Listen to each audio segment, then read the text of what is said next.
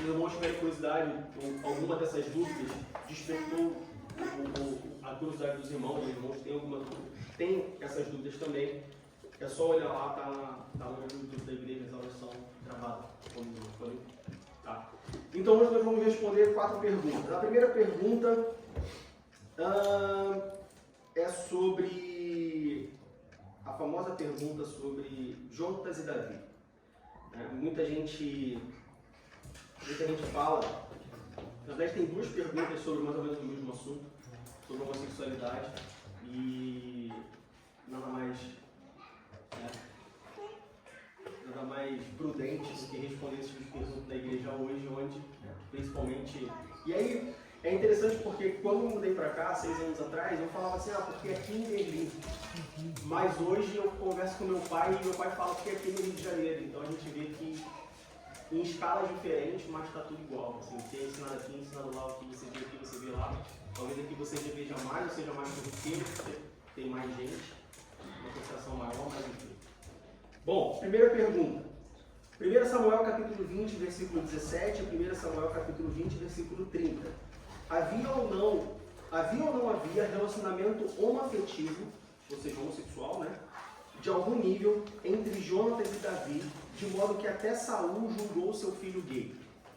Então vamos lá para 1 Samuel capítulo 20, e nós vamos ler no versículo 17 e versículo 17 e 30. 1 Samuel capítulo 20, versículos 17 e 30. E eu acho muito interessante essas perguntas, como eu sempre digo, não existe pergunta besta, não existe pergunta boba. Porque às vezes você pode pensar assim, poxa, mas na igreja esse tipo de pergunta é óbvio que não tinha relacionamento, que Davi e Jonas não é homossexual. Tá, é óbvio. Mas por quê? Se alguém te enquadrar, e a próxima pergunta vai ser lá sobre os romanos. Se alguém chegar para você e falar, mas por que não? Lembra-se que todo cristão, ele é um pregador da palavra de Deus, e todo cristão é um apologeta. Em algum momento da sua vida, você vai ser confrontado, apologeta ou apologética é sobre a defesa da fé, né? Em algum momento da sua vida você vai ser confrontado, algumas vezes, se não todas, com argumentos, e você vai ter que defender a sua fé. Então não basta você, não, eu sei que é errado, eu sei que é pecado, eu sei que Deus não aprova. Tá, mas por quê? Aonde está escrito? Qual é a sua base? O que você vai contar se alguém chegar para você, cristãos, ou pessoas que se dizem cristãs, você tem igrejas hoje que são igrejas que permitem o homossexualismo, que não condenam a prática homossexual. Se essas pessoas chegarem para você e perguntar o porquê que você acha que não é, ou porquê que você acredita que não é, como que você vai defender? Então, assim, apesar de ser um assunto que muita gente vai falar assim, mas sério que perguntaram isso? Primeiro, não existe dúvida boba. Segundo, que bom que perguntaram isso, porque é uma oportunidade que a gente tem de ensinar o porquê, né? Então, 1 Samuel capítulo 20, versículos 17 e 30 dizem assim. Versículo 17. Jonatas fez jurar a Davi de novo porquanto o amava, porque o amava com todo o amor da sua alma. E o versículo 30 diz assim. Então se acendeu a ira de Saul contra Jonatas e disse-lhe, filho da perversa em rebeldia, não sei eu que tens elegido o filho de Jessé para a vergonha tua e para a vergonha da nudez de tua mãe? Então aqui são 2 versículos que, de novo, se você pegar o versículo 17, o versículo 30, ler um depois do outro. Isolados, né? Isolados, sem aplicar nenhuma regra de exegese hermenêutica. O que é exegese? É você olhar o contexto do texto, você extrair o texto, analisar o texto como um todo. O que é hermenêutica? A gente está estudando isso no seminário. São regras de interpretação, regras para você interpretar a Bíblia. O que significa isso? O que significa, por exemplo, a gente falou de Isaías 51. O que significa direito na Bíblia? Direito da Bíblia não tem nada a ver com costume. Direito na Bíblia não tem nada a ver com habilidade de cada um manusear uma ferramenta ou não. Então, se você olhar os 2 versículos sem aplicar exegese hermenêutica, de fato. Versículo 17, Jonatas amou Davi com toda a sua alma. Versículo 30, Saul repreende Davi e fala assim, porque você deixou aí o teu amor, escolheu, envergonhou a nudez da tua mãe, ou seja, parece uma coisa absurda. Então, de fato, parece que ele é Saul, ele condena a atitude do seu filho no relacionamento homossexual com Davi. Porém, Vamos por partes. Primeiro vamos abrir lá em Levítico capítulo 20, versículo 13 e 18 e 22. Levítico 20, 13 e 18 e 22. Levítico 20, 13 diz assim: quando também um homem se deitar com outro homem, como com mulher, ambos fizeram abominação, certamente morrerão, o seu sangue é sobre eles. E vamos para 18 e 22,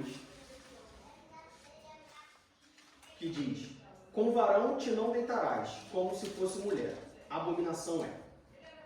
Então a primeira coisa é, não existe dúvidas de que o relacionamento homossexual, homem com homem, a gente vai chegar na parte do homem com mulher, homem com homem era condenado e era abominado por Deus. Eu imagino que quando os irmãos não tiverem qualquer dúvida, isso, por favor, sejam bem honestos e francos. Se alguém tiver algum dúvida, com vergonha de levantar a mão, sei lá, joga a caneta no chão, faz algum sinal para eu entender que existe alguma dúvida, tá? Mas quando nós olhamos para Levítico, capítulo 20, versículo 18, eu imagino e entendo que fica bem claro para todo mundo, Deus falando, olha só, é errado. Não só é errado, mas é abominável, ou seja, pecado é pecado, não existe pecadinho ou pecadão, mas a gente poderia dizer que tem o erro e tem a abominação. Ou seja, é uma coisa, olha só, abominável. Não é só errado, é abominável. É o extremo do erro. Tá? De novo, então tem erros que podem ser cometidos. Não, pecado é pecado. Tá? Mas é abominável, uma coisa assim, ó, abominável. Alguém tem dúvida de que o próprio Deus falou, olha só, homossexualismo é abominável? Joga a caneta no chão aí, dá um assovio, alguma coisa assim. Não. Pois bem, por que eu estou falando isso? Por que eu dou esse passo atrás? Porque nós, como seres humanos, nós temos a infinita capacidade de justificar os nossos erros com os erros dos outros. Então, quando a gente fala assim, homossexualismo não é pecado, eu posso ser homossexual quanto cristão, porque Davi e Jonatas eram. Mas não é porque uma pessoa fez algo errado que você pode fazer também. Então, por isso que a gente não passa atrás e vê assim, olha só, Deus abomina o homossexualismo, ou abominou o homossexualismo lá em Levítico. Então, independente do que, e a gente, claro, vai entrar nesse assunto, né, vai para essa linha também, mas independente se Davi e Jonatas eram homossexuais ou não, isso não significa que eles tinham a aprovação de Deus. Mas Davi era homossexual e Davi era rei de Israel. E daí? Davi era adúltero e era rei de Israel. Mas Davi era homossexual e a Bíblia diz que ele era um homem segundo o coração de Deus. Não vamos entrar o Luiz já falou sobre isso, sobre o que significa ser um homem segundo o coração de Deus. Sem entrar nesse assunto, porque senão é outra aula, mas, independente disso, isso não significa que Deus permitiu ou que Deus abençoou a suposta relação homoafetiva, homossexual entre Davi e João. Então o primeiro ponto é esse. Não é porque alguém fez na Bíblia que nós podemos fazer também. O nosso compromisso é com Deus. Meu compromisso não é com Davi. Meu compromisso não é com Abraão. Então eu posso ter outra mulher, porque Abraão teve outra mulher. Então eu posso ter 4, porque Jó teve 4. Porque Jacó teve 4. Então eu posso sair. Eu posso ter 1000, porque Salomão teve 1000 e foi rei de Israel. Abra sua Bíblia em Romanos capítulo 1, versículo do 25 ao 27. Romanos capítulo 1, do verso 25 ao verso 27. Pois mudaram a verdade de Deus em mentira, e honraram e serviram mais a criatura do que o Criador, que é bendito eternamente. Amém. Pelo que Deus abandonou as paixões infames, porque até suas mulheres mudaram o natural e compraram a natureza. E semelhantemente também os varões, deixando o uso natural da mulher, se inflamaram em sua sensualidade uns para com os outros, varão com varão, cometendo torpeza e recebendo em si mesmos a recompensa que convinha ao seu erro. Ou seja, o que Paulo está falando aqui é o seguinte, olha só, mudaram a verdade em mentira. Deus falou que era abominável, mas passaram a fazer porque outros faziam. Então, primeiro, o que Deus falou está falado, Deus não muda. Deus abominou em Levítico. E ainda que Davi e Jonas tivessem uma união homossexual, ainda que eles fossem homossexuais e tivessem uma união homoafetiva de alguma forma, ainda assim seria pecado. Deus jamais aprovaria isso porque era Davi. E a maior prova disso foi o próprio adultério de Davi. Porque Davi, quando adultera, Deus manda Natan ir lá falar com Davi e repreender Davi. Não só repreender Davi, mas também trazer castigo para cima de Davi. Ou seja, isso é uma prova de que Deus, de maneira nenhuma, aprovava ou aprovou o erro de qualquer personagem na Bíblia. Digo. Não é, no final das contas, então, não é porque a Bíblia retrata uma história errada, ela está provando aquele erro. Ela está retratando justamente para considerar as consequências disso. Ah, porque na Bíblia, se está escrito na Bíblia, serve para mim. Sim, serve para você. Não para você fazer igual.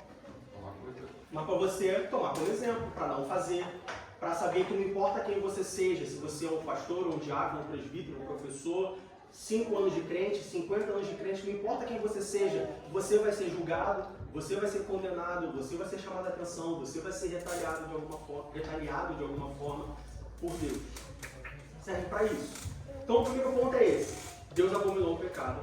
Segundo, ainda que Davi e Jonas fossem homossexuais, isso não nos dá o direito de ser homossexuais também. Porque eles erraram, então eu posso errar. Não.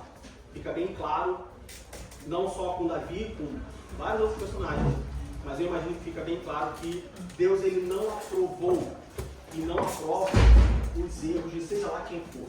Tá? Primeiro ponto. Segundo ponto. Vamos voltar lá para 1 Samuel, capítulo 20, versículo 17. 1 Samuel 20, 17.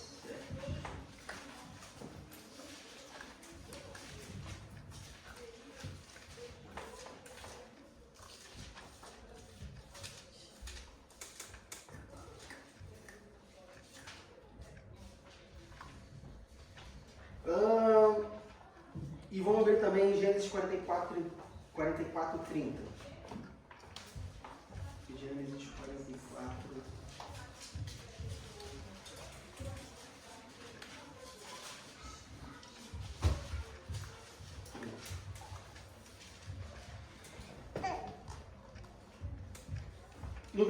No capítulo 20, no versículo 17, diz assim: E Jonas fez jurar Davi de novo porquanto o amava, porque o amava com todo o amor da sua alma. No 17, no 31, no 30, diz: Não sei eu que tens elegido o filho de Jessé para a vergonha tua e para a vergonha da tua mãe. Procura para mim, por favor, em qual tem alguma tradução que diz que ligou a sua alma, Jonas com Davi. É no outro verso, Em qual? No capítulo 18, capítulo 18, no verso 1. 18, versículo 1. 1 Samuel, capítulo 18, versículo 1 diz assim: E sucedeu que, acabando ele de falar com Saul, a alma de Jonas se ligou com a alma de Davi, e Jonas o amou como a sua própria alma. É um versículo que as pessoas também usam para basear toda essa história. Só que esse verbo, ligou, é o mesmo verbo que aparece em Gênesis 44, versículo 30, que diz assim: Agora, pois, indo eu a teu servo, meu pai, e o moço não indo conosco, como a sua alma está atada com a alma dele. Está falando de Jacó com Benjamim. O ligar de Samuel é o atar de Gênesis. Ou seja, a mesma coisa, a mesma ligação da alma de Jacó com a alma de Benjamim. E aí já falou ligação de alma no sentido amor, né? O mesmo amor que Jacó tinha para com seu filho Benjamim é o amor que Jonatas tinha para com Davi. Então Jacó e Benjamim eram homossexuais também, eles tinham um incesto, uma relação homossexual, um incesto ali. Não. A palavra é a mesma.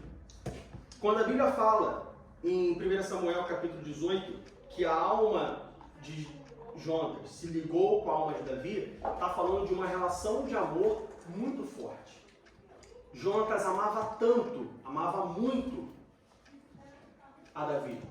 Assim como Jacó amava muito a Benjamim. A gente sabe que Benjamim era o filho, foi o último filho de Jacó, era o filho amado, era o filho de Raquel, era o filho que ele tinha, né, acima de tudo. A palavra é para mensurar o tamanho do amor, a profundidade do amor, a diferença desse amor. Não é o amor normal que tinha de amigo. Ah, eu amo meu amigo, fulano é meu amigo, cara, eu amo esse cara, pô, eu amo ele. Não, olha só, é um amor profundo, um amor de, sabe, de irmão, um amor de bem forte, de... Na NTLH, na NVI e na NAA fala, surgiu tão grande amizade, usa a palavra amizade. Já usa a palavra amizade. Provavelmente, não sei se foi esse, mas provavelmente já trocaram para amizade para sair do ligar, né?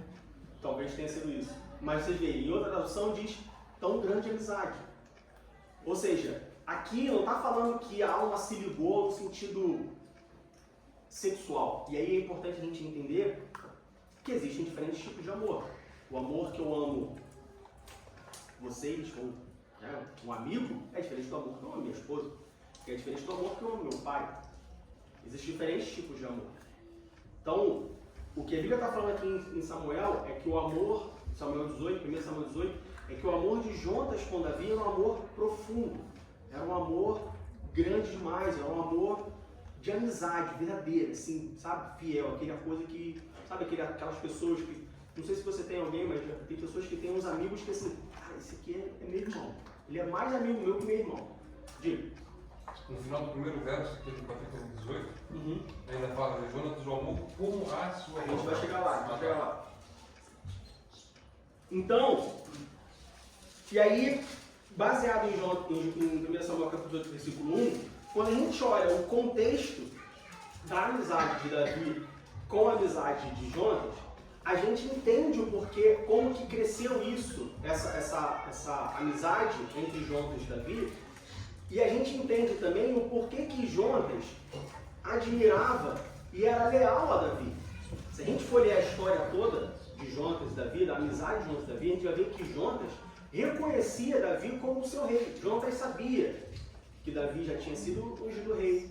Jonatas sabia que o seu pai estava desviado. Jonatas sabia de tudo isso.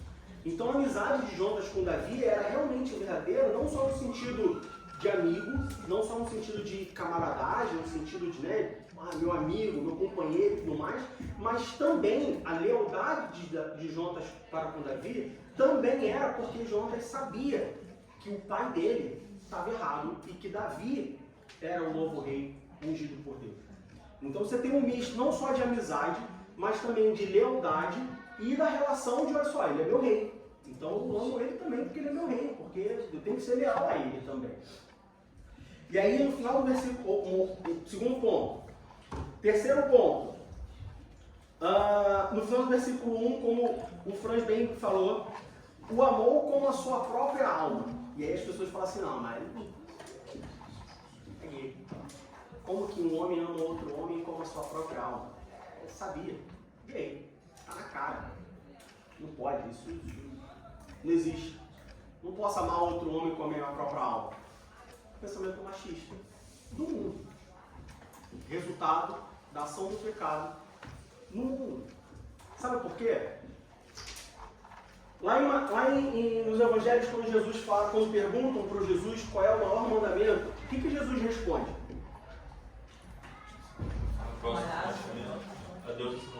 A Deus acima de todas as coisas e o próximo como a ti mesmo.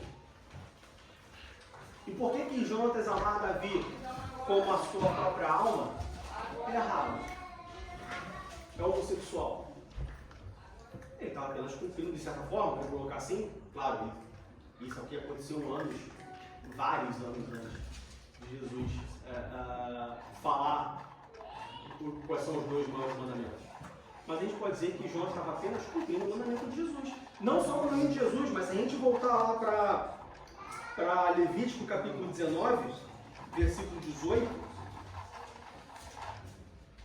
Levítico 19, 18. Diz assim: não te vingarás, nem guardarás ira contra os filhos do teu povo, mas amarás o teu próximo como a ti mesmo. Eu sou o Senhor.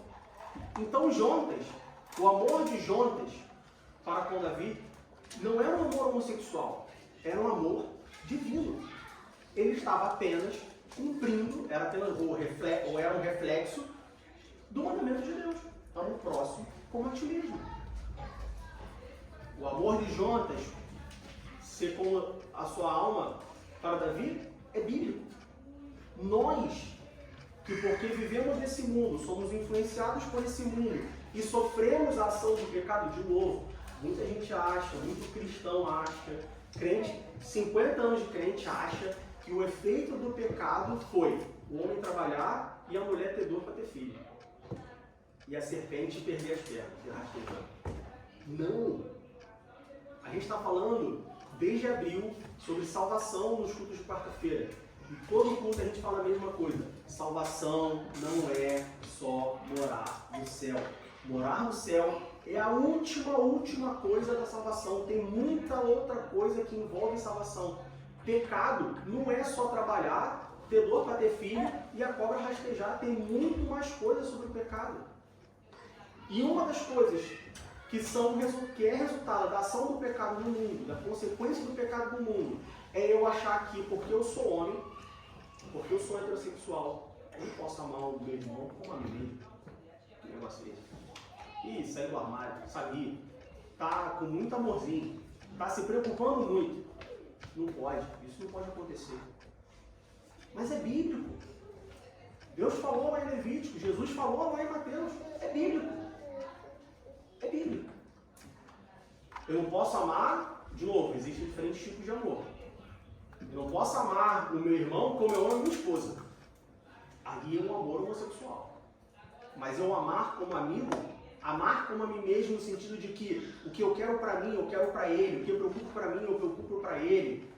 O que eu busco para mim, eu busco para ele. Isso é bíblico. Diga. Eu tenho só uma pergunta. Pergunte. O caso, por exemplo, você tem esse tipo de amor por certos amigos, pode ser um homem ou outra, pode ser também uma proteção do lado homem, sim, mas pode ser também, mulher também. você tem uma grande amiga, né? Que é aquela amiga do peito, que você gosta.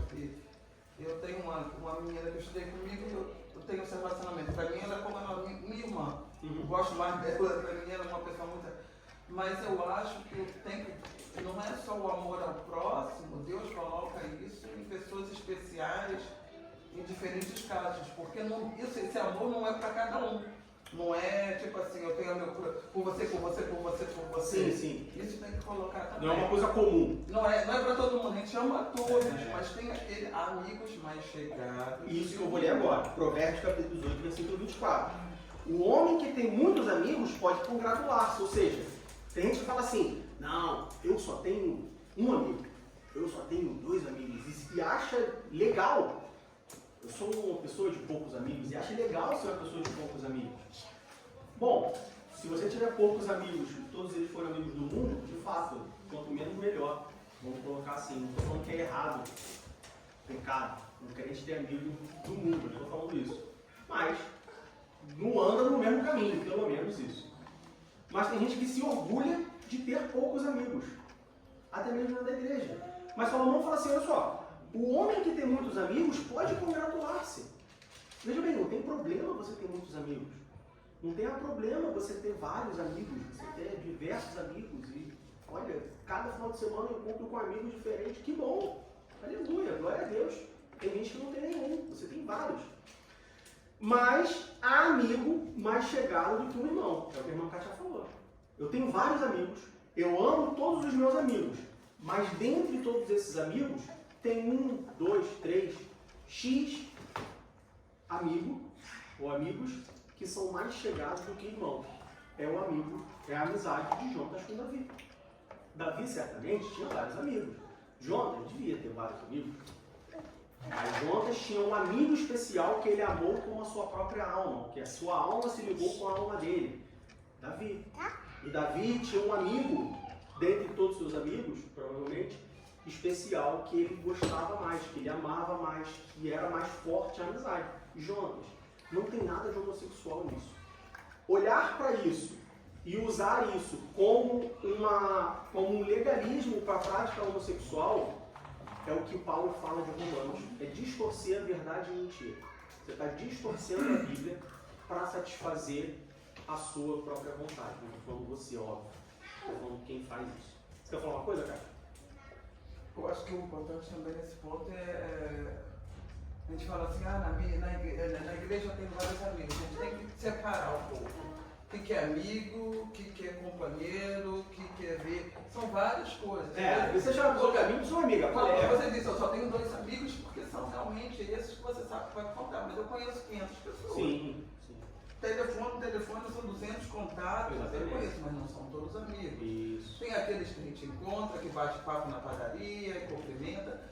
São conhecidos. Tem um amigo que você conversa, tem um amigo que você se não é amigo, são pessoas, são relacionamentos. São diferentes relacionamentos. Também tem existe. Aí ele vai ficando é uma pirâmide, vai ficando cada vez. E tem aquele, o maior amigo é Deus. Aí é a ponta da pirâmide. Aí esse é só um. Diga. Já que a gente está ainda nesse capítulo também, no capítulo 18, porque se a gente for para o capítulo 18 completo, ele vai explicar muito disso, né? De qual livro? De 1 Samuel. Porque o que aconteceu? A gente vê a sequência, esse versículo 4 que o irmão leu, Jonatas tirou o manto que estava vestindo e o deu a Davi com sua túnica, e até sua espada, seu arco e seu cinturão. Isso aqui é tão rico, se a gente for esmiuçar o que é isso aqui, o que isso representa significa. Exatamente. Já é a resposta, porque o manto tem um simbolismo muito grande desde lá do começo, a missão que ele tinha. Aí a gente fala assim, porque Jonas tirou a roupa para Davi. Não, ele reconheceu Davi como rei. Mas eles usam esse argumento mesmo. Exatamente isso. Aqui o Dex tirou a roupa. Se destruiu completamente. Ficou totalmente desprotegido. Mas o Davi estava correndo, que a coisa estava preta. Olha só, Jonas sabia que o pai estava errado. Jonas sabia que Davi era o rei. Então ele falou, Davi, toma minha roupa, toma minha espada. Ele teve que correr, não deu tempo nem de fazer a mala. Então você como amigo, se você tem dinheiro, olha, bota o dinheiro só da Exatamente. E os versículos que falam sobre manto, né, significa submissão, passar uma missão, né, em vários outros aspectos, enfim, vale a pena concluir todos os versículos de manto, só por conta desse versículo, porque o Senhor fala no nosso coração. E depois, mostra aqui que Saul, depois do cântico das mulheres, né, ele é tomado pelo Espírito. Né, o que leva ele a falar aquilo depois também, sobre a mulher. Então ele já estava, não sobre o Espírito do Senhor, ele já estava sobre esse como espírito. se fosse o Saul, o pai falando, mas Saul endemoniado. Ele estava, um espírito maligno tomou ele entrou em transe em sua casa. Então, Davi desviou dele 2 vezes, porque, entendeu? Então tem um contexto todo que já bagunçou todo o argumento. Já mata, né? Duas coisas que eu queria colocar. Um é que Jonatas conhecia o pai dele, né? Conhecia. Ele sabia que ele não era. Sabia que ele era ele conhecia, né? Não era de longe, ele conhecia de quem ele era capaz. E um outro aspecto, talvez, eu acho que quando ele fala o amor de mulheres, eles viviam praticamente poligamia, né? Eram várias mulheres. Essas mulheres não tinham essa função toda que hoje em dia a gente, né? Movimento feminista, né? A mulher era mais para ter filho, era para juntar, fazer alianças, né? Ele deu uma filha, o Saul deu uma filha para ele, porque ele vai ficar com a aliança contigo, casa com aquela família. Então, eu acho que nesse ponto, a gente vê muito, eu trabalho muito com o Oriente, mulher não tem essa coisa que eles têm do verso, aquela coisa da princesa, da mulher, não tem essa conexão, é mais ter filho, é a companheira, Mas Não não é é no sentido aquela do Ocidente, coisa, no né? mundo moderno. Ele tinha 10 mil, não era aquela coisa, eu não amo aquela, eu amo ela e ela. De acordo com o objetivo. Era bem diferente, ele é o meu amigo, por isso que tem muito mais valor. Sim. Digo. Só reforçando ainda que a Kátia levantou, né? A Kátia levantou, esse ponto de estar ligado à alma, né? A gente pode também entender exatamente a intensidade da amizade que era, porque como você leu lá de Gênesis, né, com Benjamim, que atou a alma, tem também lá em Deuteronômio, capítulo 13, versículo 6, quando Moisés está falando de adorar outros deuses. E aí ele fala assim, se até tua mãe, teu irmão, teu filho, teu pai te incitar a adorar outros deuses, aí ele usa essa expressão também em relação ao amigo, olha lá, ou teu amigo, que te é como a tua alma. Ou seja, é uma expressão justamente para enfatizar o grau da amizade, como Salomão diz em Provérbios, que há amigos mais chegados que irmãos.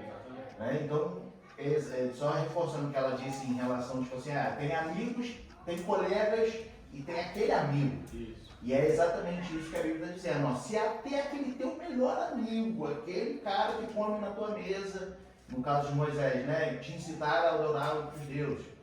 E aí é o que Jonas e Davi tinham, era exatamente esse grau de amizade. Nesse versículo a gente volta à ponte da pirâmide, né? O maior amigo é Deus. Exato. Pode ser o segundo maior, mas não é o primeiro. Então a gente vê que não tem base bíblica nenhuma, de várias formas.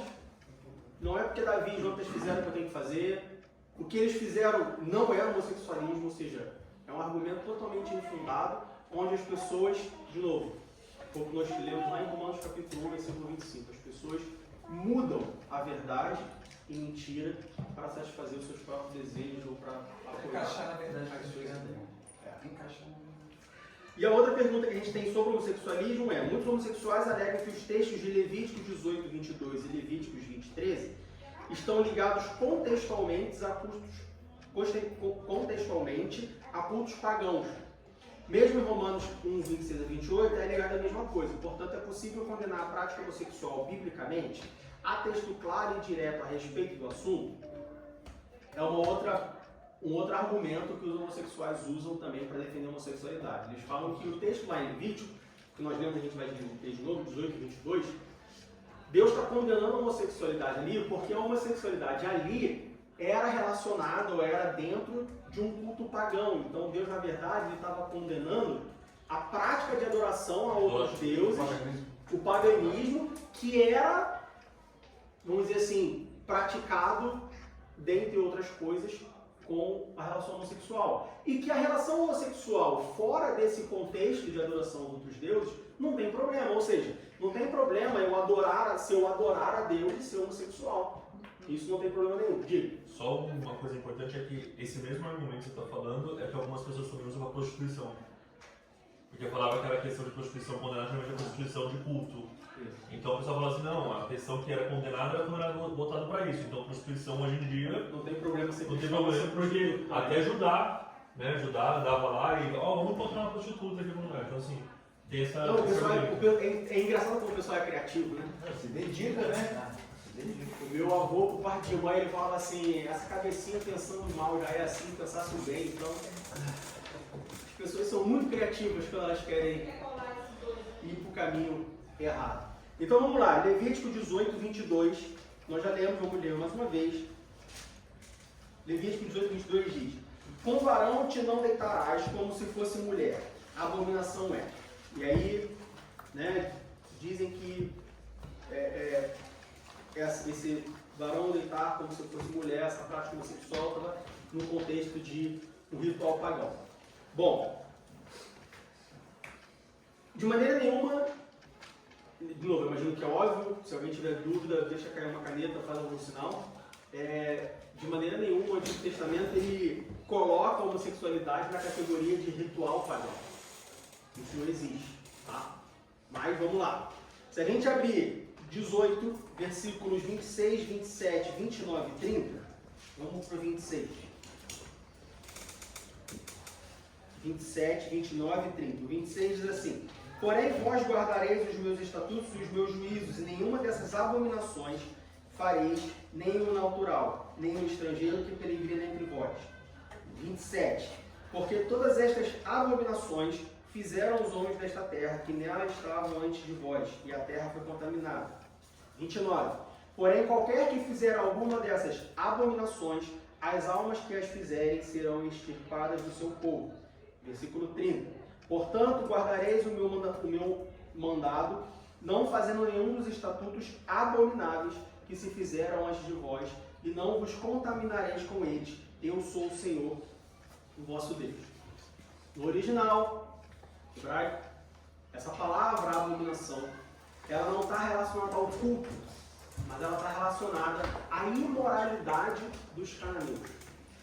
Então, tudo isso que a gente leu no versículo 22, no 26, no 27, no 29 e no 30, é a mesma coisa, não relacionada ao culto idólatra, à adoração a outros deuses, mas sim relacionado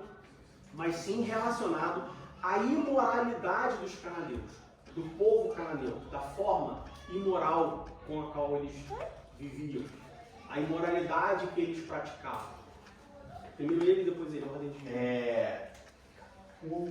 Os primeiros versículos desse capítulo 18, ele já desmonta todo esse argumento que eles falam de estava relacionado, né, aos outros povos. Mas aí olha o que ele diz aqui no versículo 3, 4 e 5. Ó, não farei segundo as obras da terra do Egito, em que habitaste, nem farei segundo as obras da terra de Canaã, para a qual vos levo, nem andareis nos seus estatutos. Fareis conforme os meus juízos, e os meus estatutos guardareis, para andares neles. Eu sou o Senhor vosso Deus. Portanto, os meus estatutos e os meus juízos guardareis, os quais, fazendo-os, o homem viverá por eles. Eu sou o Senhor. Então, assim, aqui no começo do capítulo, Deus já está falando assim, ó, não está se referindo não. Exatamente. Entendeu? Isso é para vocês. Exatamente. Entendeu? Então, mais uma vez, a gente vê, de novo, é o que a gente tem falado no seminário. Texto sem pretexto, texto sem contexto é pretexto. Você não pode pegar um versículo, às vezes, como a gente falou, às vezes um versículo solto, ele é atômico, ele é sozinho. Provérbios tem muito disso. Mas na maioria dos textos bíblicos, você não pode pegar um versículo solto. Senão ele vai ser pretexto para basear, seja lá qual doutrina ou que ensinamento você tiver. Diga. Ainda que fosse no Levítico 18 ali, ainda que tivesse ligado a parte homossexual ao paganismo, você vê em Levítico 20, no verso 13 ali, todo o Levítico 20, no começo ele fala ali a respeito de Moloque, sobre andar a semente que nós fazíamos jogar criança no fogo e tal, e você vê que no verso 13 ele passa por outro contexto antes de chegar nesse contexto específico. E ele repete a mesma coisa. Não tem nada a ver com e aí não tem nada a ver com o contexto pagão. Então, ainda que fosse o caso que 18 tivesse ligado ao paganismo, aquilo não seriam os dois, tanto o paganismo quanto e aqui está fora do paganismo. Exatamente. Então, a palavra abominação no hebraico não está relacionada a culto, não está relacionada a paganismo.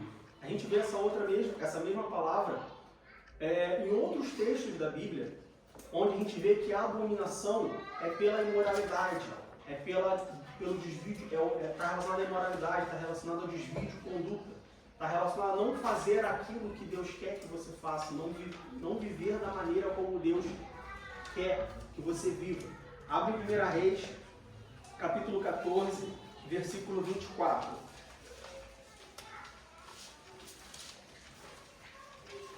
1 Reis 14, 24. Havia também rapazes escandalosos na terra, fizeram conforme todas as abominações das nações que o Senhor tinha expulsado de diante dos filhos de Israel. Então, a abominação, de novo, não tem nada a ver com o paganismo, e sim a práticas imorais, e sim a formas de viver, conduta, completamente fora daquilo que Deus tinha estabelecido. De maneira nenhuma, a abominação, nesse contexto que a gente está ali estudando, que a gente está falando sobre o homossexualismo lá de Levítico, aqui de 1 Reis tem vários outros textos, sobre vários outros versículos, tem Deuteronômio, tem Crônicas, tem Isaías, está falando sobre uma quebra de culto, uma quebra de ritual, está falando de especificamente uma adoração, especificamente um culto, como prática, ou como parte da prática de um culto a um outro Deus. Então não tem nada a ver com homossexualismo, pecado, e acabou, assim. Não é uma forma autoritária de falar, não, na Bíblia, é explícito. Não tenta, de maneira nenhuma, não que vocês façam isso, mas não deixe que a palavra de Deus seja distorcida para poder causar uma aceitação, para poder fundamentar alguma coisa. Não. E isso é o que o inimigo mais tem tentado fazer ultimamente. É distorcer a Bíblia. É falar aquilo que a Bíblia não fala. Ainda sobre isso, Romanos capítulo 1, Marcos capítulo 7. Marcos capítulo 7. Marcos capítulo 10, perdão. Marcos capítulo 10, do verso 6 ao verso 9. Marcos 10, 6 ao 9. Diz assim: porém, desde o princípio da criação, Deus os fez macho e fêmea. Por isso deixará o homem a seu pai e a sua mãe, e unir-se-á a sua mulher. E serão os dois uma só carne, e assim já não serão dois, mas uma só carne. Portanto, Deus ajuntou, não separe o homem. Então a gente sai de Levítico, a gente sai do Antigo Testamento, né, cananeiro, idolatria, e a gente vai para Marcos, anos na frente. E Jesus fala de forma bem simples, de forma bem direta, olha só. Deus criou macho e fêmea. O homem deixa a sua casa, se junta à sua mulher, e são dois numa só carne. Não é homem com homem, não é mulher com mulher, não é homem com mulher, né? Trisal está na moda, poliamor. Não é mulher com homem, não, sério. Um homem, uma mulher, juntos numa só carne. Se a gente tem alguma dúvida, se lá no Antigo Testamento, se era parte do ritual, se era quando que podia, quando não podia, eu imagino que, mais uma vez, Jesus deixa bem claro em Marcos, olha só. Um homem, uma mulher, se junta, homem e mulher. E aí a gente vê, como sempre, Jesus não só cumprindo a lei, mas aperfeiçoando a lei. Porque alguém pode falar, não, no Antigo Testamento, com base no Antigo Testamento, então podia ter 2, 3 mulheres, então podia ter 4, 5, 6, sei lá quantas o quê. Não, Jesus fala, macho, fêmea, um homem, uma mulher, se juntam e formam um único. De novo, não tem base bíblica. Você pode distorcer, você pode correr para um lado, você pode... você distorce Levítico, pois é, talvez, veja bem. Aí você avança, vai lá para Marcos. Aí Jesus é bem categórico, bem simples, bem direto. Não dá espaço para... Eu imagino que não tem espaço para dúvidas. Por fim, nós temos o texto que nós lemos de Romanos, capítulo 1, versículos 26 e 27. Que também... A gente pode começar a ler do 25, 26 e 27, que diz: pois mudaram a verdade de Deus em mentira e honraram e serviram mais a criatura do que o Criador, que é bendito eternamente. Amém. Pelo que Deus abandonou as paixões infames, porque até as suas mulheres mudaram o uso natural no contrário da natureza. E semelhantemente também os varões, deixando o uso natural da mulher, assim inflamaram a sua sensualidade uns para com os outros, varão com varão, cometendo torpeza e recebendo em si mesmos a recompensa que convinha ao seu erro. Então, se já não bastasse tudo que a gente já falou, a explicação de Levítico, do original, do hebraico, do contexto, se não bastasse o próprio Jesus falando em Marcos, bem categórico, bem direto, olha, homem e mulher, os dois juntos, uma só carne, nós temos também em Romanos, o apóstolo Paulo falando, primeiro, que mudaram a verdade de Deus em mentira, ou seja, distorceram a palavra de Deus. Segundo, porque Deus os abandonou às suas paixões infames, onde as mulheres mudaram o uso natural, onde os homens, no versículo 27, também deixando o uso natural da mulher, se inflamarem em sua sensualidade, uns para com os outros, varão com varão, cometendo torpeza, ou seja, cometendo algo errado, cometendo uma falha, cometendo algo condenado. e recebendo em si mesmos a recompensa que convinha ao seu erro. Ou seja, é errado, não é aprovado. Ah, mas Deus ama todos. Sim, Ele ama todos. Mas Ele fala, vem como estás, mas não fique como quer. Fique como eu quero. Você vem como você está, mas tem que ficar como Deus quer. Eu ia também pontuar o versículo 32. Quando eu lia Romanos 1, assim, a gente até estudou esse livro um dia bem detalhado, mas teve um momento especial que o Senhor pontuou uma palavra aqui que me fez balançar por conta da minha personalidade. Eu sou muito sociável, comunicativa, né? Aí ele fala aqui no 32, embora conheçam o justo decreto de Deus de que as pessoas que praticam tais coisas merecem a morte, não somente continuam a praticá-las, por irmão diz, mas também aqueles que aprovam que praticam. Isso é um problema muito grande para a igreja no dia de hoje, tá? Porque nós vivemos numa época onde você não pode condenar algo errado, né? Porque se tudo é cancelado, porque tudo tem que ser permitido, porque não interessa o que faz, não sei o quê. E a igreja hoje, né, a igreja com I minúsculo, eu diria, os crentes hoje, eles vivem um dilema que, na minha opinião pessoal, que pode ser até bíblica, não deveria viver esse dilema, mas eles vivem um dilema onde eu falo que Deus manda ou eu fico quieto para não me comprometer com ninguém. O crente tem que tomar posição, o crente morre vomitado. Está lá em Apocalipse. Então existe muito crente hoje que cai nisso que a irmã, nesse versículo que a irmã citou, no versículo 32. Que ele consente que fazem. Não, olha só, ele faz, é problema dele, não me envolvo. Não, eu sei que faz, mas não, só, não é comigo, não é com meu filho, não é com a minha filha, então. Não, olha só, está errado. A gente aprendeu que pecado não é só aquilo que eu faço. Pecado também é, eu sei o que eu tenho que fazer, mas não faço. Eu sei que homossexualidade é pecado. Eu sei que drogas é pecado. Eu sei que aborto é pecado. Mas eu tomo uma posição neutra porque não é meu filho, não é minha filha, não é minha família, não vai me atingir, então faz o que vocês querem. Isso também é errado.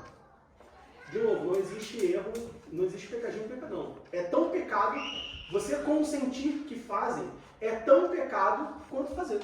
É pecado do mesmo jeito. Digo, deixa eu só te falar comigo que ele mandou uma. Efésios 5:11 fala exatamente isso.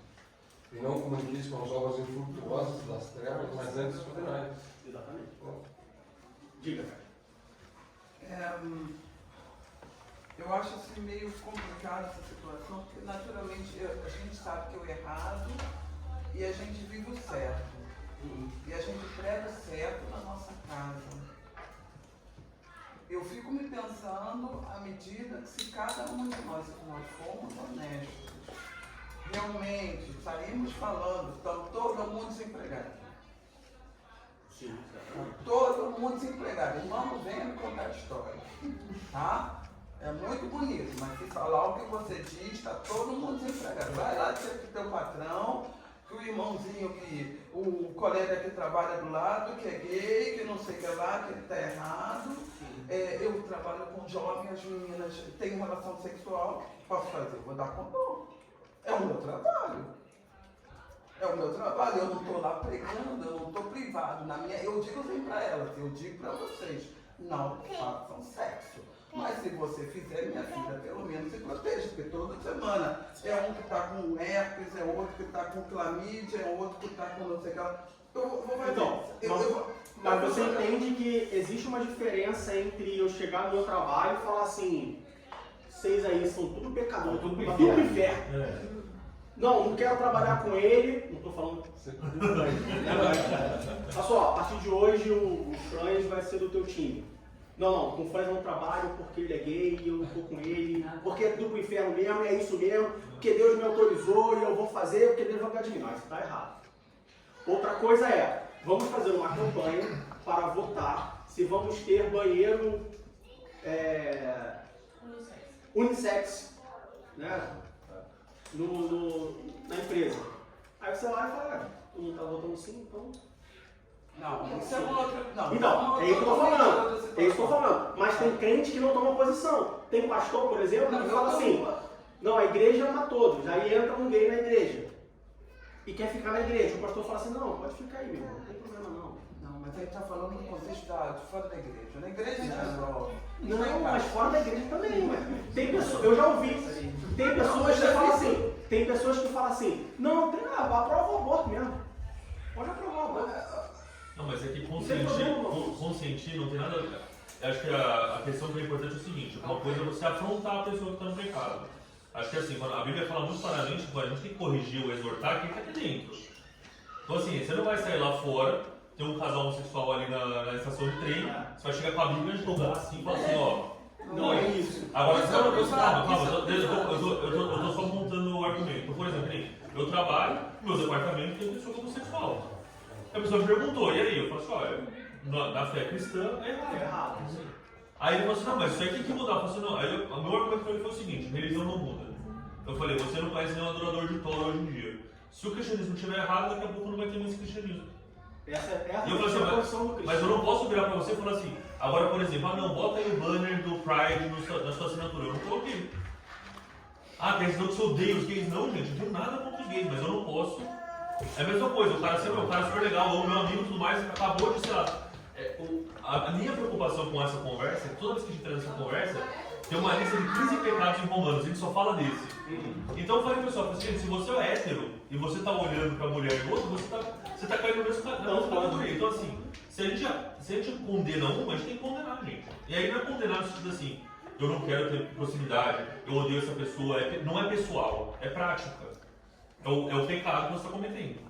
Então, o consentir, na visão, pelo menos que eu tenho que falar, é isso. Quando converso, eu trabalhei, já tive amigos gays no Brasil, o pessoal me perguntava, eu falava assim, olha, que o cara falou assim, você nunca me desrespeitou. Eu falei assim, mas a minha questão não é com você, pessoal. Se você me perguntar qual que é a minha vontade, eu gostaria que você conhecesse a Cristo, que isso trabalhasse na tua vida, você abandonasse isso, só que assim. Agora a questão é o seguinte, o que o mundo fez foi, ele ligou a prática à sua identidade. E esse é o problema, principalmente desse ponto. A pessoa, ela cria a identidade dela inteira em volta dessa prática. Eu falo, você é muito mais do que isso. Você também, isso é um traço seu, você gosta de pessoas do mesmo sexo. Mas você é um excelente profissional, isso não tem nada a ver com se você é hétero ou homo. Você é um cara que é um excelente amigo, você é um cara que cuida bem dos seus pais. Isso não tem nada a ver com a sua sexualidade. Então a sua identidade não pode se resumir a isso. Só que, obviamente, no mundo de hoje, você falar isso, você é homofóbico se você falar isso. Mas, gente, muito pelo contrário, com muito respeito. Eu sei que é o pessoal mais perseguido, que a igreja, infelizmente, muitas vezes, interpretando errado, acaba sendo instrumento de opressão, em vez de ser instrumento de libertação. Só que você não pode pegar e falar assim, não, então já que não pode falar nada, então vamos fazer assim, abre mesmo, bota aí um arco-íris aqui, aceita tudo, gente. O meu aspecto foi... Qual foi o seu aspecto? Não, exatamente, a gente não pode. Eu tenho uma posição, mas eu, como trabalhadora social, em certas áreas, trabalhando com pessoas, vou ter que tomar certas posições. Então, mas aí o nosso cuidado é... Agora, se me perguntar, eu sempre digo, eu não gostaria. E aí o nosso cuidado é de não deixar... Se quiser, eu vou fazer o tal dia. Eu vou te dar um exemplo que eu acho que vai se alinhar um pouco com a... Mas eu acho que a gente fica com um discurso muito, para quem talvez não vê, fica achando que a gente é super-homem. Não, mas ninguém aqui acha que ninguém é super-homem, a gente fala isso desde o início. Eu vou dar um exemplo que talvez se alinhe um pouco com o seu ponto. Nós temos que tomar cuidado para não deixar que o fator externo influencie na nossa fé, na nossa opinião, naquilo que a gente acredita. Porque muito fácil é falar, olha, eu acredito isso, mais fácil que aconteça. Ano passado, ano retrasado, não lembro, algumas temporadas atrás, aconteceram 2 casos, um no Brasil e outro, se não me engano, acho que foi na França, onde no período, no futebol, onde no período da Semana do Orgulho Gay, alguma coisa assim, o clube decidiu colocar na camisa a bandeira, tipo uma homenagem para, né, fazer o negócio. E aí foi muito interessante que foi o mesmo caso, com religiões diferentes que foram tratados de formas diferentes. No Brasil, foi no Vasco da Gama, se não me engano, e aí um jogador, se não me engano, Leandro Castanho, ele recusou, ele falou, eu não vou usar essa camisa. Foi montado. Mas por que você não vai? Não vou, porque eu sou cristão. E a minha fé diz que o homossexualismo é pecado. Então eu não vou usar um uniforme que nesse uniforme tem a bandeira manifestando apoio ao homossexualismo. Não vou usar. Ele não usou, ele foi multado. Na França, teve o mesmo caso. Não lembro o clube, não lembro o jogador, mas teve o mesmo caso, que foi a mesma coisa. Uniforme, ET, papapá. O jogador falou assim, não vou usar. Ele era muçulmano. Ficou por isso mesmo. É isso que a gente fala quando, olha só, o meu trabalho diz pra mim, e aí eu vou levar mais pro lado do Brasil, não porque ele ser cristão, mas porque houve uma penalização pública. Nós tomamos a posição de, olha só, eu não acredito, eu não concordo, eu não vou apoiar. Se você não apoiar, você vai ser multado. Tá bom, então me multa. Ah, mas é muito fácil para um jogador de futebol ser multado em, sei lá, X mil reais, porque ele ganha 10 vezes mais do que isso. Então isso para ele não é nada. Claro, concordo. É muito mais difícil você tomar essa posição quando você é um trabalhador que vive de mês em mês, que não tem dinheiro junto, que não tem investimento, que ganha salário mínimo, que tem 3 filhos para cuidar. Concordo que é uma posição muito difícil de se manter. E talvez se eu tivesse nessa posição, eu não teria a mesma atitude que eu tenho hoje com profissionais de tecnologia. O que mais tem é a área de tecnologia. Se eu for demitido de uma, eu acho outra em 2 tempos. Concordo com tudo isso. Mas o fato disso, de ter esses 2 pesos, não invalida a posição que um cristão tem que ter de, olha só, eu não apoio. Independente se isso custe uma multa, independente se isso custe o meu emprego, independente se isso custe a minha morte. Deixa só a Kátia, que ela levantou primeiro, depois a Fran, depois a Fran. Diga, Kátia. Esse exemplo ali um pouco com o que você falou? Depende de profissão para profissão, né? É tal caso, você fala em tecnologia, então eu digo assim, tá certo? Principalmente o pessoal que é educador, hoje não está tem certas coisas que você não dá para falar alguma coisa dentro do... Você pode ser pessoalmente, tá? Se me perguntar privado, eu digo sempre. Outro dia eu falei com uma conhecida minha, ela é lésbica, e eu fui falar para ela que eu fazia missão quando estava no Brasil com a minha igreja batista. Aí ela falou, isso não é bom. Eu falei, querida, você levanta a bandeira gay, eu levanto a bandeira cristã, qual é o problema? Então, mas você concorda comigo que mesmo na sua posição, vamos supor que amanhã tem uma parada gay e o seu chefe chega pra você e fala assim, Kátia, eu quero que você vá pra parada gay Não, amanhã. aí não faz parte, você não é obrigado a fazer esse tipo de coisa. Não, então. Isso não tem nada a ver. Vamos imaginar a situação, o que nós estamos falando aqui nós temos uma situação onde o seu chefe chega pra você e fala assim, Kátia, amanhã vai ter a parada gay, eu queria que você fosse lá. Tá aqui a camisa, tá aqui o broche, eu quero que você vá. Como cristã, a sua posição tem que ser, não, olha só, eu não vou. Mas não é obrigatório. Mas nós sabemos que mesmo sendo obrigatório, isso pode gerar uma perseguição, isso pode gerar uma obrigatório, eu não vou, cara. Tudo bem, mas olha só. Você concorda comigo que mesmo quando algo não é obrigatório, no ambiente, na relação empregado-empregador, existe, né? Não é obrigatório, mas se não fizer, eu vou te deixar de lado, eu vou te dar um trabalho mais chato para você fazer. Existe isso. Concorda comigo? Claro. Existe isso. Entende que como cristãos, nós temos que rejeitar uma proposta dessa, independente se nós sejamos penalizados ou não. É claro como água, né? É isso que a gente está falando claro aqui. como água. É isso que a gente está falando aqui. Quem aceitou Jesus tem que tomar essa Exato. posição. Então, é isso que a gente está falando. ponto. Esse é o ponto. Esse é o ponto. Eu só estou dizendo que certas coisas, digo assim, por exemplo, falar sobre sexualidade, você está trabalhando com adolescente, você está todo dia indo ao médico, a turma está todo dia ficando grávida, e não sei o que lá. E eu falo, eu digo, de coração, não faça sexo, eu não acho que nessa idade vocês querem fazer, mas se fazer, pelo amor de Deus, gente. A gente pelo menos tem que estar todo dia fazendo aborto, tem que fazer toda essa... Não, a gente fala, quer fazer, já quer entrar no pecado, então faz direito. Não, pessoa não, quer fazer direito, porque você não pode, eu não posso pregar. Sim, Eu não posso pregar. Já que ela quer fazer pelo menos isso, pelo menos mata uma vida.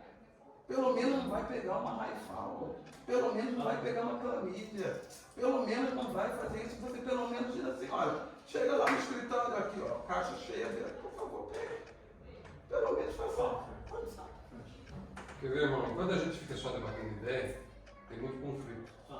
Cada um tem uma opinião diferente. Isso é respeitável, lógico.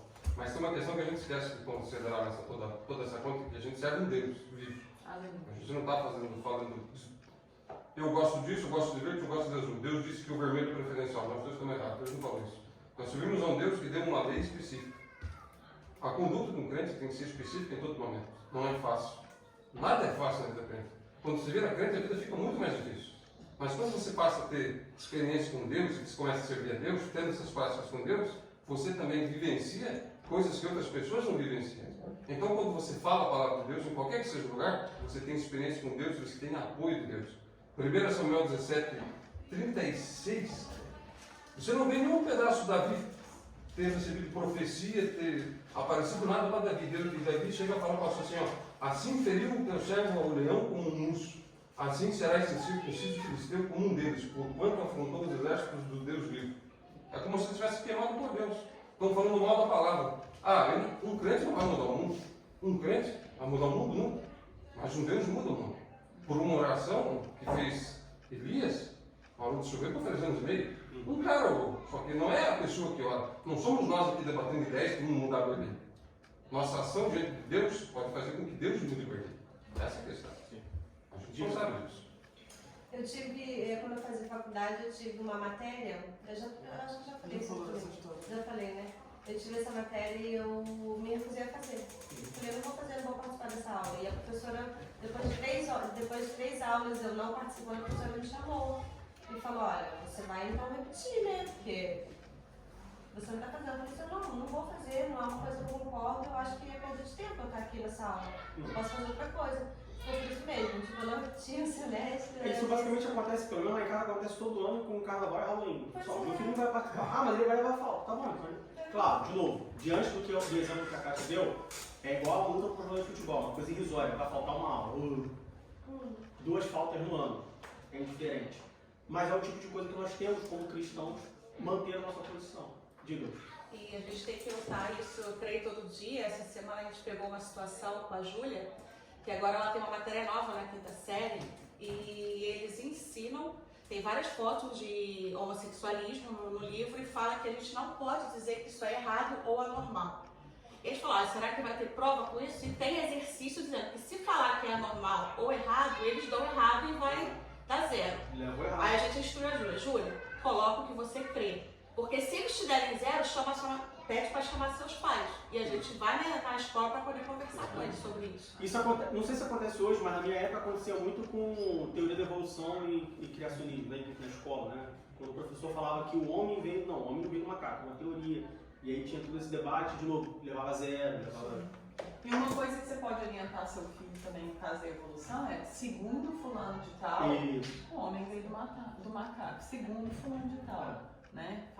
Veio do macaco. Mas eu gostaria de pontuar o que a irmã falou também sobre essa questão do posicionamento. Realmente, a obra, primeiro é a gente ter consciência que é do Senhor, né? A obra, todas as pessoas, ela é do Senhor, não é nossa, convencer, né? Mas eu acho que o posicionamento muda sim, quanto à questão de fornecer o objeto para mascarar o pecado, para tornar às vezes mais fácil para a pessoa. Às vezes eu não concordo muito, mas porque às vezes com a situação aquela pessoa vai lidar com isso também, né? Então a gente já sabe, o mais importante é depender do Senhor e buscar na palavra o que deve se fazer e não misturar, como Daniel, né? Gente, frente à morte, frente à cobra dos leões, né? Não se curvaram, né? Daniel é um bom exemplo de que...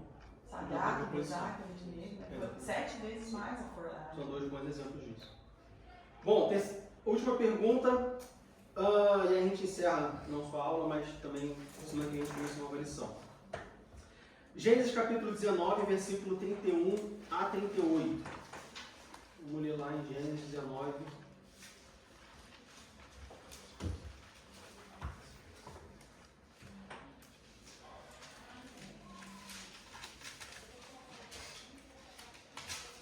Do 31 ao 38. Então a primogênita disse a menor, nosso pai já velho e não há varão na terra que entre a nós, segundo o costume de toda a terra. Vem, demos a beber vinho ao nosso pai e deitemos-nos com ele, para que com vida conservemos justamente de nosso pai. E deram a beber vinho a seu pai naquela noite, veio a primogênita e deitou-se com seu pai. E não sentiu ele quando ela se deitou, nem quando se levantou. E sucedeu no outro dia, que a primogênita disse a menor, vês aqui, eu já ontem à noite me deitei com meu pai e demos-lhe a beber vinho também esta noite.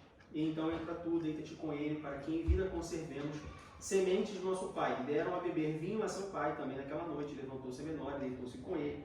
E não sentiu ele quando ela se deitou, nem quando ele se levantou. conceberam as 2 filhas de Ló, seu pai. E teve primogênito um filho e chamou o seu nome Moabe, e este é o pai dos Moabitas até o dia de hoje.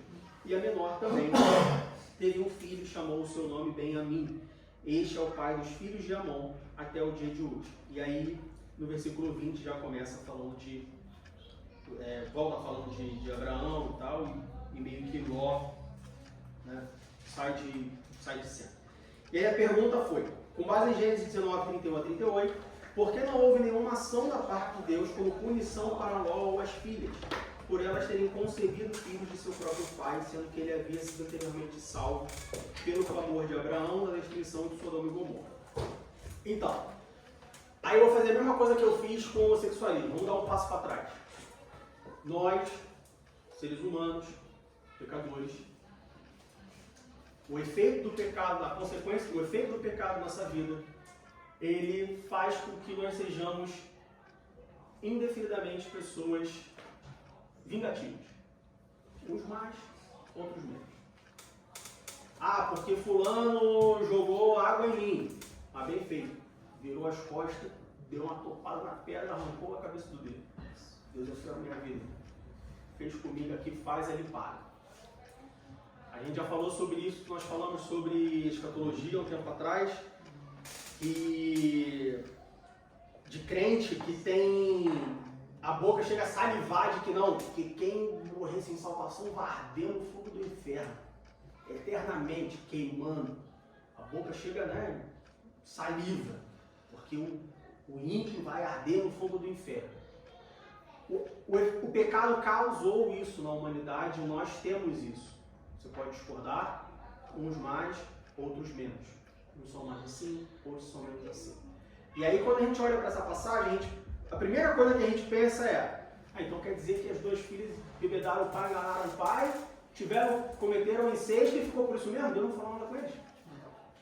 É assim então, eu tô aqui no meu dia a dia sofrendo lá no meu trabalho, lá onde tem que lidar com adolescente, não sei o que, e fico nessa ciranda, o que eu faço e tal, e aí Ló faz incesto com a filha e fica por isso mesmo. Não dá nada para ele. Não é assim que funciona. Esse é um pensamento, de novo, fruto do pecado, consequência do pecado nas nossas vidas. O fato de Deus permitir algo não significa que ele aprova algo. Existe uma diferença, existe um abismo entre permissão e aprovação. Tem coisas que Deus permite que aconteça, mas ele não aprova. Tem coisas que Deus permite que aconteça, mas não é a vontade inicial de Deus. Ezequias. Deus vai, manda o profeta e fala assim, ó, arruma aí que estou te levando. Aí ele vai lá e fala assim, mas me dá mais uns anos aí e tal. Tá bom, não, mais uns anos. Ah, Deus fez, ele aprovou aquilo? Não, ele queria levar. Você pediu, Deus dá. Qual foi a consequência? Teve um filho, fizeram tudo errado, destruiu o reino, degringolou tudo. Então a gente não pode confundir aprovação com vontade.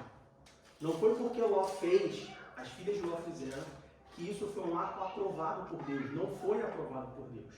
Tá? Lá em Levítico capítulo 18, a gente vê que, e muita gente usa essa base, de que lá, Levítico 18, quando a lei fala sobre incesto, sobre relacionamento de pai e filho e tudo mais, muita gente fala assim, porque nessa época não tinha ainda a lei moral de Deus, não tinha ainda os mandamentos, não tinha ainda a lei, né, estabelecida, dada por Deus. Então aqui em Gênesis estava valendo tudo, podia tudo. Eles não estavam debaixo de... Não, só isso não existe, porque a lei moral de Deus ela foi colocada no ser humano, no primeiro momento, na criação do homem. Quando Deus fala assim, façamos o homem a nossa imagem e semelhança, a gente acha que Deus só criou ali um corpo, da cabeça, 2 braços, 2 pernas, sistema digestivo, circulatório, não sei o que, vai funcionar assim. Ele só modelou ali e fez. Não, nesse façamos também coloca ali a lei moral. Tanto que muitas das vezes você tem atitudes que você não sabe o porquê está errado, mas você sabe que está errado. Você faz alguma coisa e vai falar assim, isso não está, né? Não está me cheirando muito bem. Mesmo sem alguém falar para você que está errado, mesmo sem ter uma diretriz explícita de que está errado, mesmo você nunca tendo feito, mas você olha e fala, eu acho que não. O que é isso? É a lei moral de Deus que vive, que mora, que foi colocada dentro de você pelo próprio Deus na sua criação. Então, a gente não pode, primeiro ponto, não é porque Deus deixou, permitiu que ele aprovou. Segundo ponto, não é porque a lei moral de Deus só foi dada anos depois, lá em Levítico, que aqui Ló e as suas filhas estavam, né, sem regra, sem vivendo como que deve viver. Isso também é mentira. E terceiro, e aí é a mesma coisa que a mesma situação que nós falamos quando eu preguei aqui sobre a família de Jacó. Quem disse para você que Ló não foi penalizado? Porque não está escrito no versículo 39 de Gênesis 19, que não existe, claro, né? Porque não tem o versículo 39 lá dizendo Deus mandou fogo sobre a sua tenda e queimou toda a sua descendência. Por isso, porque não tem esse versículo que você acha que Ló não foi penalizado. Vamos ler o versículo 38. E a menor também teve, o 37 e 38, 37. E teve a primogênita um filho, chamou o seu nome Moabe. Este é o pai dos Moabitas. 38. E a menor também teve um filho, chamou o seu nome Benamim. Este é o pai dos filhos de Amon, os Amonitas. Quem foram os Moabitas e os Amonitas na Bíblia? Nossa. O povo gostava de Israel, né? Os inimigos de Deus. É uma sentença pior que Exatamente isso. Você quer uma sentença pior do que essa? Você quer uma consequência para o erro pior do que essa? Você ser pai dos Amonitas e dos Moabitas.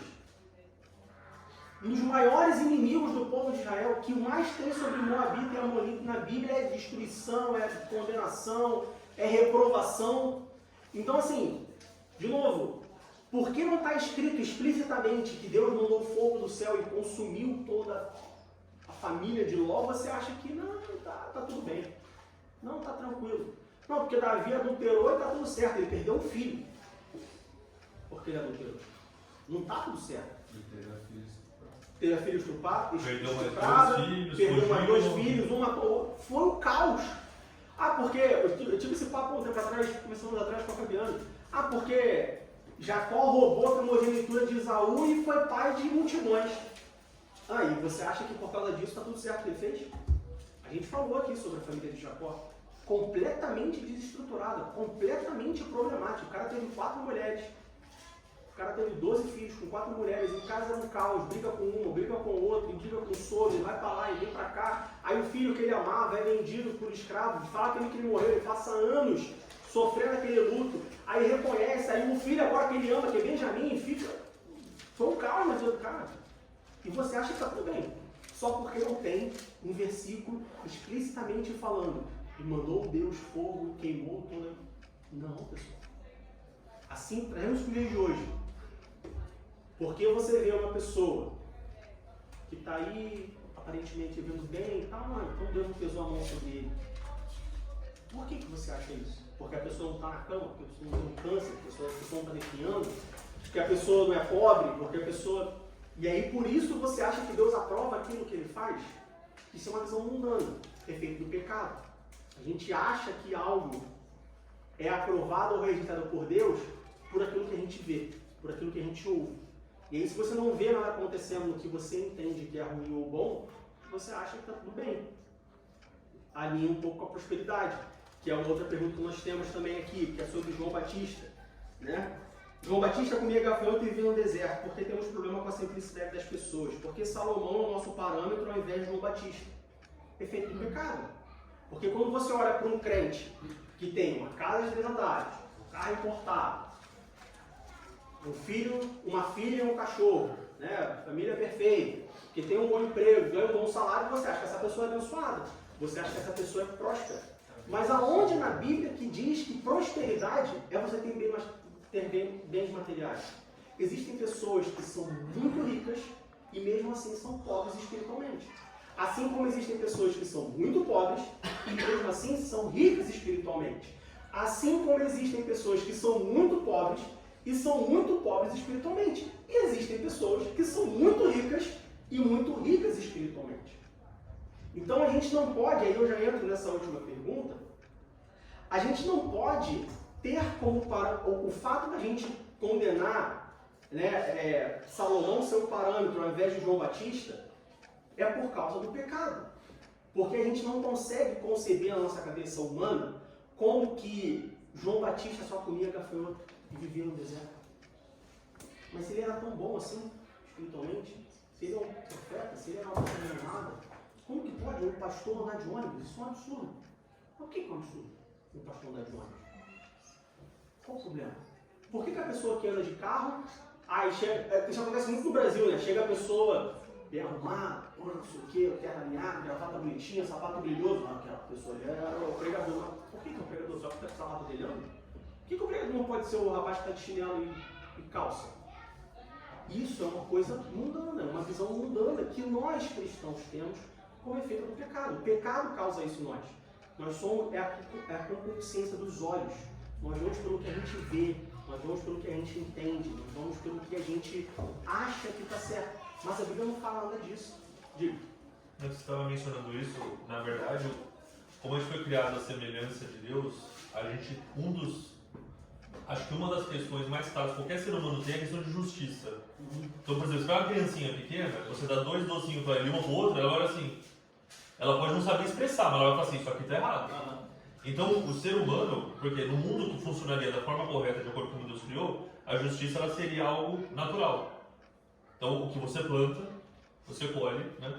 Só que quando você tem um mundo caído, muitas vezes o que acontece é que a gente olha uma situação e fala assim, pô, esse cara é uma pilantra, tá aí, dinheiro, rico, com um monte de coisa, essa pessoa que é uma pessoa boa tá passando por... Então você se revolta com isso porque você enxerga isso como... É quase que um impulso humano de você querer ver a justiça sendo executada aos seus olhos. O que eu falo é que pra mim muitas vezes isso acontece, toda vez quando eu tô ficando meio revoltadinho nessa hora, eu só falo assim, ó, dá um pulinho lá no Salmo 73 de novo, só pra você dar uma lidinha ali. Dá só uma confere ali. Só pra você lembrar, né, que tipo, não é o meu critério, não é a minha visão. Entendeu? Porque assim, pra mim é sempre uma questão assim, o ímpio tem, eu fico irritado. Pra mim, o que me irritava assim, Deus, mas essa pessoa não é possível, essa pessoa te segue. Né? E aí a frase, né, que Deus sempre põe no meu coração é o seguinte, você acha que você ama mais essa pessoa do que eu? Se Deus fala assim, você realmente acha que você ama mais a sua mãe do que eu amo a sua mãe? Eu amo a sua mãe mais que você. Qualquer pessoa do mundo, Deus ama mais do que eu consigo amar. Então, o processo dele, a forma dele trabalhar não tem nada a ver comigo. O que ele fala é o seguinte, a obra dele, ou quando você falou de próspero, uma vez eu ouvi um pastor falando, eu não lembro como era o nome do pastor, ele falou assim, o próspero na perspectiva cristã é aquele que consegue executar o plano de Deus na sua vida completamente. Isso é prosperar. E se o próspero na nossa vida de repente ser, é isso que eu falo, de repente o próspero para o irmão é ele, seu irmão que vai na igreja, não é um pregador que está fazendo um monte de coisa, mas viver ali diligentemente e cuidar da família dele. Se ele cumpriu esse papel, que foi aquilo que Deus preparou, ele foi próspero. Então acho que a gente está muito viciado com a visão do mundo, muitas vezes, infelizmente, e não só atual, porque sempre foi assim, né? A gente tem sempre essa visão de que próspero é aquele que aparece, que demonstra riqueza, de certa forma, né? Não só material, mas riqueza de atenção, riqueza de influência, que for, né? Mas, e o chamado do cristianismo, às vezes, é isso. Eu falo assim, olha, no cristianismo não tem nada a ver com isso. E aí, eu falo que esse é o dilema, talvez eu, talvez os irmãos também, que é você entender que, assim, Deus, eu estou vivendo dessa forma, parece que as coisas não estão acontecendo, mas você sentir Deus falando assim, você está obedecendo a palavra, você está tipo, mantendo a sua posição firme, você está tentando seguir a Deus, está ensinando a sua família, tipo, persista, continua. E assim, se vai acontecer, né? Aí tem Malaquias, se o fruto da oliveira vai mentir ou não, se vai ter colheita ou não. Isso daí é uma coisa que vai acontecer, mas no fim das contas o nosso papel é perseverar. E isso é difícil. É difícil. Porque não é. Assim, as outras religiões que a gente vê no mundo é uma das questões que você fala da apologia, né? Que eles falam que assim, uma das questões que a gente vê muito no mundo é isso, que as outras religiões, todas elas têm uma contraparte imediata para você. Em relação ao cristianismo, é o seguinte, ó, a conta já está paga, você entrou, já está garantido, você já tem a recompensa, você vai para o céu, beleza. Agora você tem que viver a sua vida, talvez, para representar e talvez para mostrar o amor de Deus para as outras pessoas. E às vezes, é o que um pastor fala isso, às vezes até você não vai ter, né? Às vezes você tem uma doença que não cura, você vai ter que orar por alguém e a pessoa vai ser curada. Você às vezes não tem uma alegria, alguma coisa que você gostaria de ter. Que eu falo que a visão do mundo fala assim, mas isso é sadismo, isso aí é loucura. E você entender, não, o amor de Deus é tamanho. Paulo, né? Porque ele ora 3 vezes e ele fala assim, ó, minha graça baixa. Mas era o Paulo, ele pregava, ele curava, ele... Tá, mas pra ele não. Entende? Então assim, por que nós temos problemas com a simplicidade das pessoas? Porque nós deixamos que a ação do pecado fale mais alto. A gente não tem que ter problema com a simplicidade das pessoas. A gente não tem que apontar o dedo, a pobreza, porque tem que ser, porque é pobre, então tá errado. É pobre, tá em pecado. Não tem o que comer, tá errado. Não é isso. Por que Salomão, como foi a pergunta, por que o Salomão é o nosso parâmetro ao invés de João Batista? Porque deixamos que o pecado fale mais alto. Porque Salomão não é o padrão. Nossa, para ninguém. Para ninguém. Olha o que Salomão fez. Salomão é um padrão só porque ele era o mais rico. Só porque ele tinha... Ou mais sábio, né? Ou mais sábio, não era um padrão. Porque ele era o mais sábio, era o mais rico. E no final da sua vida, a sua vida foi ladeira abaixo. Com base exatamente nesse ponto aí que eu queria comentar, de basta a gente olhar para Eclesiastes. Ele fala, ó, vaidade por vaidade, tudo é vaidade. Ó, não faço o que eu fiz. Não faço o que eu fiz. E a gente olha para ele achando que é o padrão. Joguei tudo fora. Enquanto João Batista... Né, lá no Evangelho de João Batista, né, comendo gafanhoto e tudo, e, né, aquela vida simples que todo mundo descarta, a alegria dele era fazer a missão que lhe foi dada, e aí ele fala assim em João capítulo 3, 29 e 30, né, ele diz assim, aquele que tem a esposa é o esposo, mas o amigo do esposo que lhe assiste e o ouve, alegra-se muito com a voz do esposo. Assim, pois, já essa minha alegria está cumprida. É necessário que ele cresça e que eu diminua. Então, não condenem João Batista. Não idolatrem Salomão. Vivam para Jesus. Se é pobre, se é rico, se tem, se não tem. Porque debaixo da proteção de Deus, ele tem que dar para cada um. Aí tem que falar assim, eu não quero ser rico, porque Jesus fala que é mais fácil um camelo passar pelo fio da agulha do que o rico é pelo reino do céu. Mas ele não está falando do rico. Do amor ao dinheiro. Está falando do amor ao dinheiro. Você tem pessoas que não têm o que comer, mas que têm amor ao dinheiro. O amor ao dinheiro, ele é inerente ao rico e ao pobre. A gente acha que só rico tem amor ao dinheiro. Não, mas tem pobre que não tem o que comer, mas como é que fala? Avarento. Como pode um pobre ser avarento? Pois é onde chega a corrupção do homem, é onde chega o efeito do pecado. A pessoa é pobre e é avarenta. Você olha a pessoa e fala assim, mas você não tem nem para dar. E você não quer dar, nem você não tem. Pois é, mas mesmo assim continua. Então, quando Jesus fala sobre rico, ele está falando do amor ao dinheiro.